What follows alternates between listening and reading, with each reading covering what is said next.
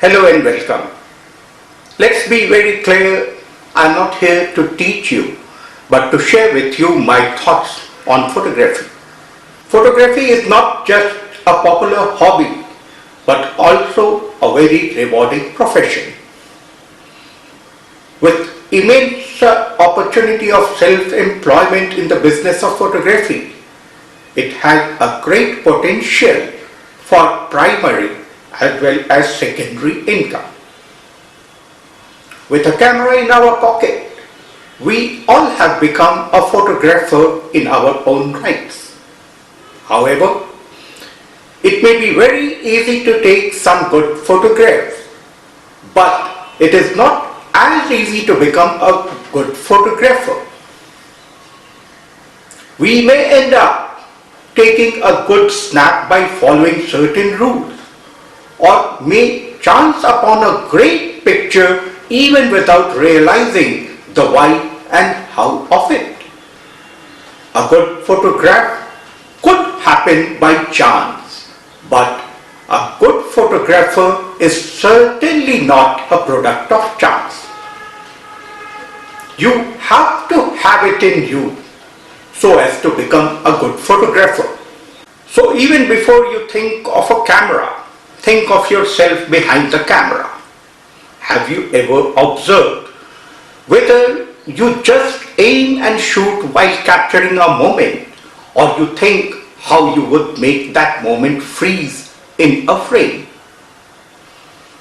You may learn a lot about your camera and the way it works by reading the product manual, but no manual will ever teach you how to become a good cameraman.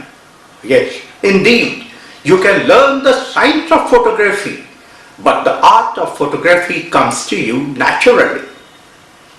So, let us begin with the idea of photography. Let us try to figure out what photography is all about. The term photography was coined by Hercules Florence and is derived from the Greek word photos, meaning light, and graphe, meaning drawing. Thus, literally speaking, photography means drawing with light.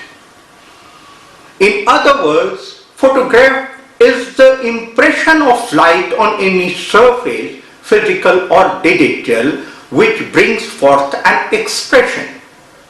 Likewise, photography is an art and science of creating such impressions. However, even before we dwell deeper into the subject, let us ask ourselves, what do we perceive and how do we perceive it? Any object, sound, or a smell that stands out in the space can be perceived. As a corollary to this fact, anything that does not stand out in space cannot be perceived either.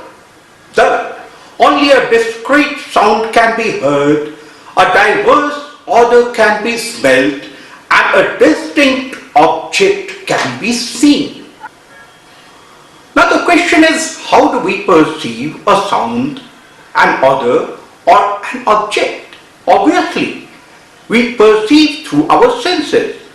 But what if there was only one sound and no silence?